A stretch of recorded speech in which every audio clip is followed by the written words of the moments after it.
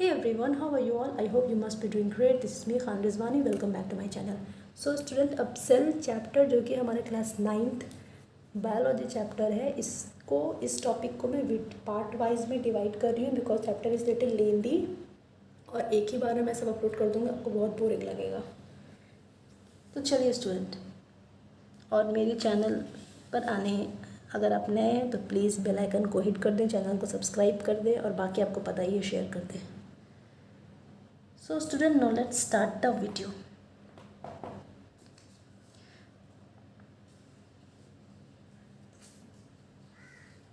हम cell number के बारे में पढ़ेंगे। आप पार्ट 1 पार्ट 2 वीडियो जा कर के मेरे प्लेलिस्ट पे एक्सेस कर सकते हैं सेल चैप्टर के नाम से। आप वो वीडियो देख लें, तब आपको ये वीडियो समझ में आएगा बहुत अच्छे से। तो सेल नंबर स्टूडेंट, अब सेल के बारे में जानने के बाद हम सेल के नंबर के बारे में जानेंगे। तो स्टूडेंट देखो, सेल नंबर या तो एक सेल होगा किसी भी बॉडी में, या तो बहुत सारे सेल होंगे, यही दो चीज़ें होंगी ना। तो एक मतलब यूनिसेलुलर, एक सेल है वैसा ऑर्गेनिज्म जिसके पास एक सेल है। मैं इसका डिफरेंस मल्टी सेलुलर और यूनिसेलुलर का डिफरेंस डिस्कस कर चुकी हूँ पार्ट 2 वीडियो में, आप जाकर वहाँ देख लें। मल्टी सेलुलर मतलब ऑर्गेनिज्म जिसके पास बहुत सारे सेल हैं। अब देखो स्टूडेंट, ये पहले वर्ड यूज़ होता था यूनिसेलुलर, बट अब के एरा में ये यूनिसेलुलर नाम चेंज होके ए सेलुलर यूज़ हो गया। ए मतलब सिंगल, सेलुलर मतलब सेल। आप यूनिसेलुलर भी लिख सकते हो, ए सेलुलर भी लिख सकते हो, ठीक है। अब देखो स्टूडेंट, सेल नंबर होता क्या है।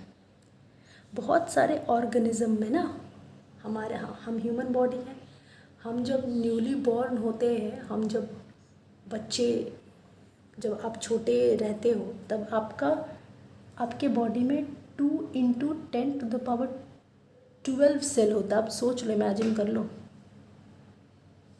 सोच लो 2 × 10⁻12 सेल आपके बॉडी में, इतने सारे सेल होते हैं। लेकिन जब आप मैच्योर होते हो, एडल्ट होते हो, तो सिर्फ 100 ट्रिलियन सेल्स आपके बॉडी में प्रेजेंट होते हैं।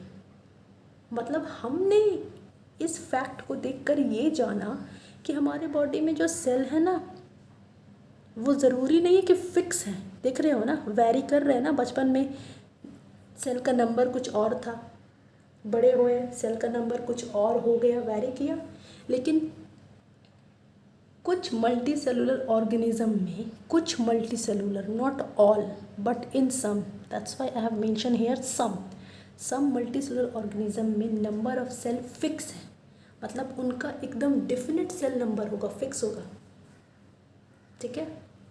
नीमाटोड्स, स्कैरिस, नीमाटोड्स जैसे कि स्कैरिस, ग्रीन एल्गी, इन सब में क्या होता है स्टूडेंट, सेल का नंबर फिक्स है। हर एक बॉडी के पार्ट्स में, अगर उनका लेग है तो उसमें उतना सेल होना चाहिए, अगर उनका हैंड है तो उसमें उतने नंबर का सेल होना चाहिए, ठीक है। और फिर पूरे होल बॉडी का भी सेल फिक्स्ड है। मतलब सपोज कर लो कि होल बॉडी में 10 सेल है ना, तो सारे नीमाटोड के स्कैरिस में सब में उतना होल बॉडी में सेल 10 ही होगा। मतलब समझ लो हमारे ह्यूमन बॉडी में सेल वैरी करता है, बट कुछ मल्टी सेलुलर ऐसे हैं जिनमें सेल नंबर फिक्स्ड है। इसका एक पर्टिकुलर नेम है स्टूडेंट, वैसे ऑर्गेनिज्म जिसका सेल नंबर फिक्स है। ये आप हायर क्लास में पढ़ोगे, मैं आप पे ज़्यादा बर्डन अभी देना नहीं चाहती हूँ। अब देखो स्टूडेंट, अब यहाँ से गेम चेंज होता है। हमने सेल नंबर के बारे में पढ़ लिया, अब चलिए सेल साइज़ के बारे में पढ़ते हैं। आपको पता है cell number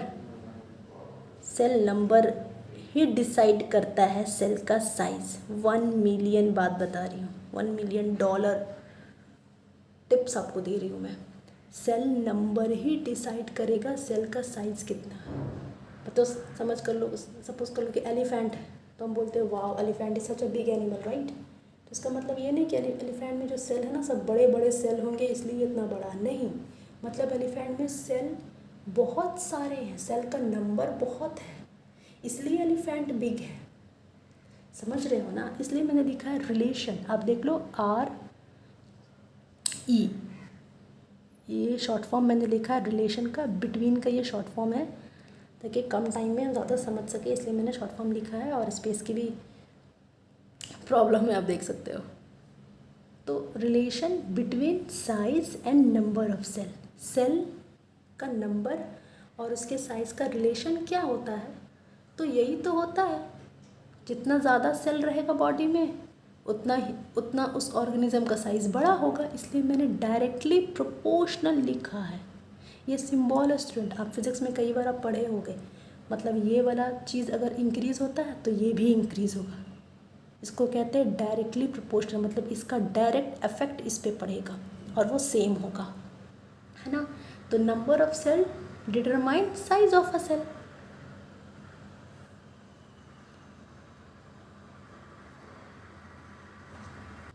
sorry, the number of cell determine the size of organism. जितने बड़े जानवर या जितने बड़े इंसान, मतलब उनमें ज़्यादा सेल है, ठीक है। ये मत, सेल का शेप हमेशा बच्चे कंफ्यूज होते हैं, मतलब कि सेल का अगर शेप बड़ा होगा तो वो ऑर्गेनिज्म बड़ा होगा। नहीं स्टूडेंट, सेल में अगर उस बॉडी में सेल का नंबर ज़्यादा होगा, सेल का मात्रा ज़्यादा होगा, तभी वो ऑर्गेनिज्म बड़ा होगा। इसलिए लिखा है नंबर ऑफ सेल, मतलब नंबर ऑफ सेल, मतलब बॉडी में सेल बढ़ेंगे तो उसका साइज़ भी बड़े होगा ऑर्गेनिज्म के। देखो, इफ़ ऑर्गेनिज्म इज़ यूनिसेलुलर, समझो कि ऑर्गेनिज्म एक ही सेल का बना हुआ है, तो वो बहुत माइक्रोस्कोपिक है, बहुत छोटा है, जिसको हम अपने नेकेड आई से नहीं देख सकते हैं। लेकिन क्या अगर मल्टी सेलुलर ऑर्गेनिज्म है, मतलब बहुत सारे उसमें सेल हैं, ठीक है। As the cell number increase, देखो मल्टी सेलुलर मतलब मेनी सेल, तो सेल नंबर बढ़ गया, इसीलिए साइज ऑफ ऑर्गेनिज्म भी बढ़ गया, है ना। अब देखो कुछ फैक्चुअल बात जानो, हमारे बॉडी में सबसे लंबा, सबसे लॉन्गेस्ट साइज सेल है नर्व सेल। ऐसा क्यों, नर्व सेल लॉन्गेस्ट क्यों है, ये आपको इससे पता चलेगा। फिलहाल आप देख लो, नर्व सेल सबसे लॉन्गेस्ट साइज है। और इथ्रोसाइट्स, ये बेसिकली आरबीसी को हम बोलते हैं, रेड ब्लड सेल को, ये हमारे बॉडी का सबसे छोटा सेल है, स्मॉल साइज है। क्यों, ऐसा क्यों मैम? क्योंकि स्टूडेंट ये फंक्शन डिसाइड करता है, सेल का साइज फंक्शन डिसाइड करेगा, है ना। देखो, small size is necessary for all cell, सारे सेल के लिए सारे सेल का साइज छोटा होना बहुत ज़रूरी है। ऐसा क्यों? क्योंकि देखो स्टूडेंट, जितना बड़ा सेल है ना, उतना उसका लेस इफ़िशेंट होगा, उतना वो कम वर्क करेगा। तो इससे तो अच्छा है ना कि सेल का साइज़ छोटा हो, वो वर्क बहुत फास्ट करेगा, उसमें बहुत मोर इफ़िशेंट होगा। इसलिए आप देखो ना, यहाँ पर सेल का साइज़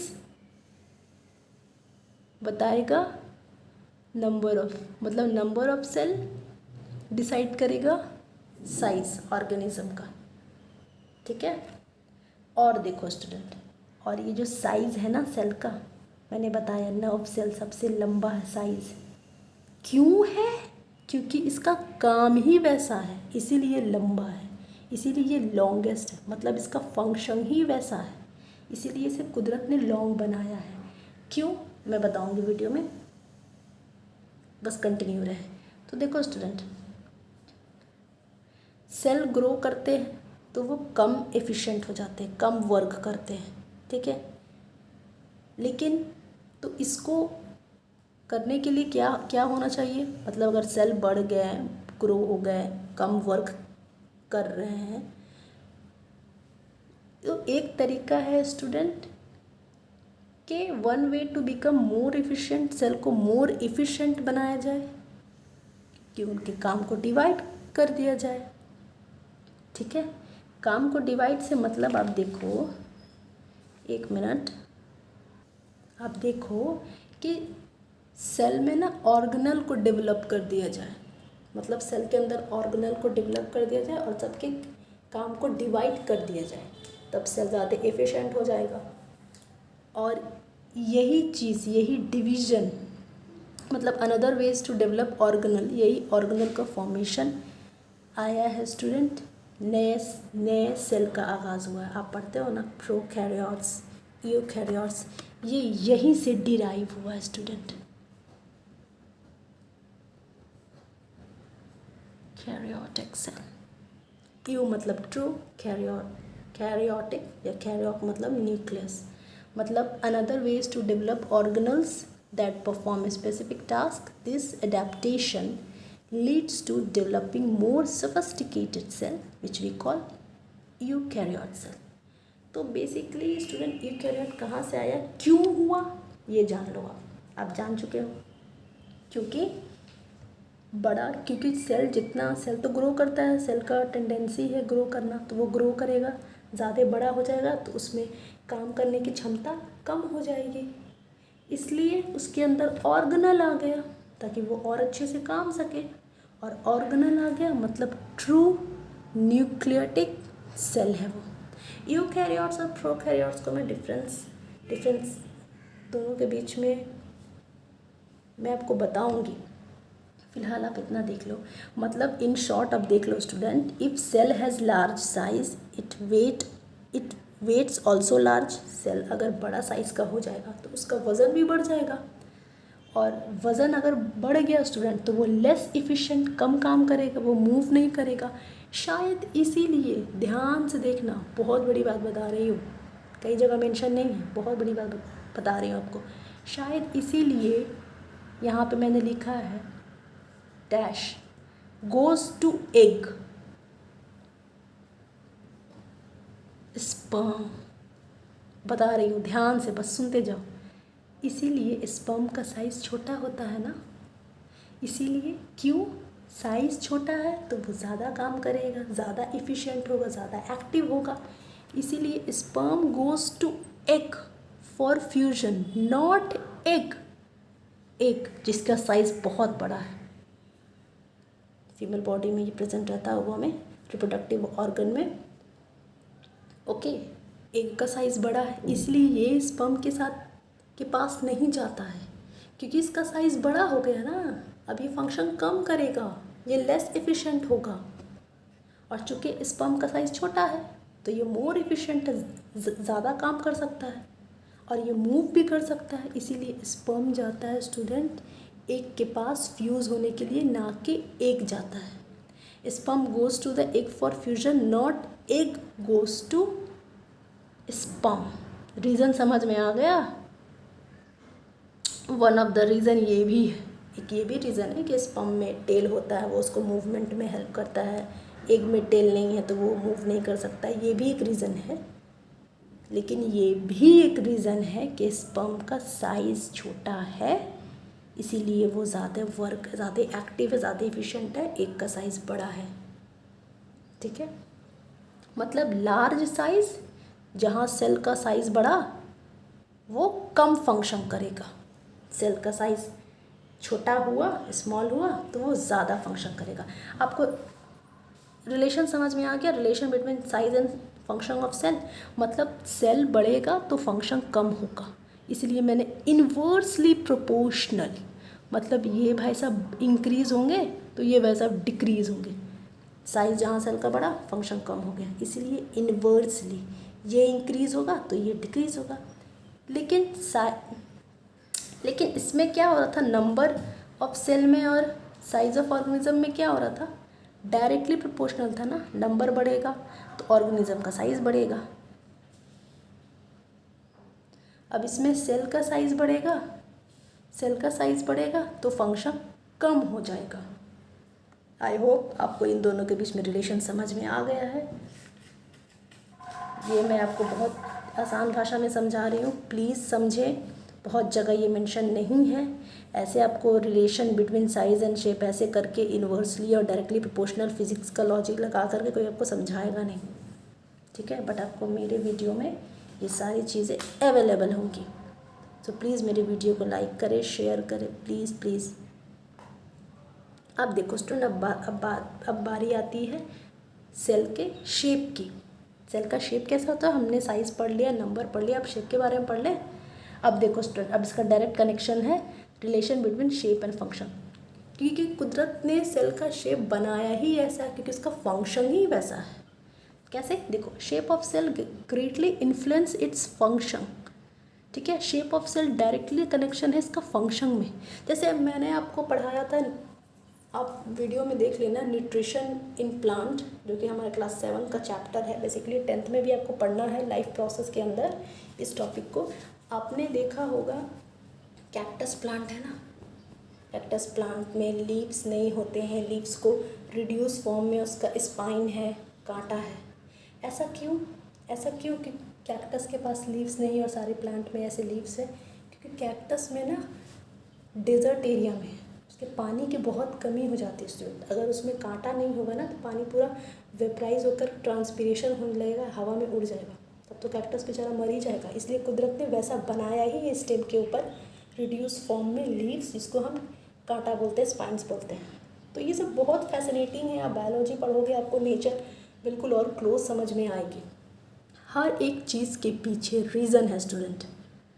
तो देख लो, each cell has a shape that best suits its function, है ना। शेप, सेल का शेप डिटरमाइन करेगा कि उसका क्या फंक्शन है, मतलब वो उसके फंक्शन के अकॉर्डिंग कुदरत ने उसका शेप दिया है सेल का। जैसे आरबीसी, जिसको इथ्रोसाइट्स कहते हैं, जो राइट ब्लड सेल है, ये राउंड होता है और इसका सरफेस एरिया बड़ा होता है ना। क्यों? क्योंकि ये अगर सरफेस एरिया बड़ा होगा तो ये ज़्यादा मैक्सिमम ज़्यादा ऑक्सीजन को एब्जॉर्ब कर सकेगा। और आरबीसी का तो काम ही है जो हमारे ब्लड में मिलता है ऑक्सीजन, पूरे बॉडी में ऑक्सीजन को सप्लाई करना, है ना। इसलिए ये राउंड है। अगर ये राउंड नहीं रहता, दूसरा शेप रहता, तो ये उतना ऑक्सीजन एब्जॉर्ब नहीं कर पाता, और जब एब्जॉर्ब नहीं कर पाता तो उतना ऑक्सीजन बॉडी को प्रोवाइड नहीं कर पाता। तो हमें समझ में आता है कि शेप डिटरमाइन करता है फंक्शन।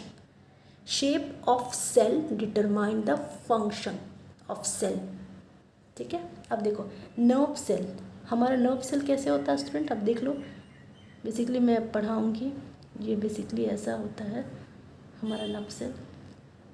ये एक नर्व सेल का डायग्राम है, देख रहे हो ना, ब्रांचेज निकला हुआ है, ये लंबा है, लॉन्ग भी है। Nerve cells are long and elongated terminal branches, आप देख रहे हो। ऐसा क्यों? क्योंकि इसका तो काम है मैसेज पहुंचाना, और लॉन्ग डिस्टेंस मतलब to pass message over long distance in our body, है ना। इसलिए इसको लॉन्ग और इलोंगेटेड और ब्रांच बनाया गया है, ठीक है। अब WBC आ जाओ, वाइट ब्लड सेल। इसका काम क्या होता है? इसका काम ये होता है स्टूडेंट कि ये जर्म्स को खा जाता है, जर्म्स को फाइट करने में हेल्प करता है। सो स्टूडेंट अब देख लो, वाइट ब्लड सेल का तो काम ही होता है जर्म्स को किल करना। वो क्या करता है? जर्म्स को इंगल्फ कर देता है, मतलब निकल लेता है। तो आपने पढ़ा होगा ना, इसलिए वो एमोपॉइड शेप में है। एमोबिया का काम क्या होता है? एमोइबा, ये एमोइबा है, इसका काम क्या होता है? ये बेसिकली एक सेल है, ठीक है, यूनिसेलुलर है। इसका काम होता है ये किसी भी फूड पार्टिकल को ना ऐसे अपने में इंगल्फ कर लेता है ना। तो WBC का भी शेप ऐसे ही बनाया है नेचर ने कि ये जर्म्स को इनगल्फ कर ले, इसीलिए एमोबॉइड शेप। अब देखो स्टूडेंट, इतना कुछ जानने के बाद हमें ये समझ में आता है कि shape of cell vary not only in different organism, हर अलग अलग ऑर्गेनिज्म का अलग अलग शेप नहीं होता है, बल्कि हमारे बॉडी में ही बहुत सारे शेप, सेल के बहुत सारे शेप हैं। कौन कौन से शेप है? ओवल शेप, हैन का अंडा ओवल शेप होता है। पॉलीगोनल, लीवर शेप हमारा। इंटेस्टाइन हमारा कॉलमनर शेप होता है। ब्रांच और लॉन्ग थ्रेड लाइक शेप हमारा मसल्स फाइबर, नर्व्स फाइबर बता चुकी हूँ। पिगमेंटेड सेल देखो स्टूडेंट, मिलेनोसाइट। मिलेनो मतलब बेसिकली, साइट मतलब आप सेल समझ लो, साइट का मतलब ही होता है बायोलॉजी में सेल मतलब वैसा सेल जो मेलेनिन प्रोवाइड करे। हमारा स्किन है ना, बहुत सारे जो फॉरेनर्स हैं वो बिल्कुल वाइट होते हैं। क्यों? क्योंकि बॉडी में ना उनके स्किन में मेलेनिन का फॉर्मेशन कम होता है, और जो निग्रोज होते हैं उनके अंदर मेलेनिन का फॉर्मेशन ज़्यादा होता है, इसलिए वो काले हो जाते हैं। ऐसा क्यों स्टूडेंट? ये भी बहुत फैसिनेटिंग बात है, क्योंकि निग्रोज रहते हैं डेजर्ट एरिया, वहाँ पर धूप बहुत होती है। तो अगर वो वाइट हो गए, तो और वाइट हो गए, मतलब वो बहुत गोरे हो गए और उन पर सनलाइट का अल्ट्रावायलेट रेस पहुंचा तो स्किन कैंसर हो सकता है, इसलिए कुदरत ने वहाँ के एरिया को जेनेटिकली ब्लैक बनाया। समझ में आपको आ गया रीज़न। तो अब फ्लैट सेल, चिक सेल, जो हमारा चिक का सेल है ये फ्लैट है। आई होप आपको इतना कुछ समझ में आ गया होगा, मतलब सेल का शेप क्यों डिफरेंट है, क्योंकि उनका फंक्शन उनके अकॉर्डिंग सूट करता है। ठीक है, आई होप समझ में आ गया होगा। Please share my channel, like my video, subscribe my channel, hit the bell icon. Thank you for watching. God bless you all.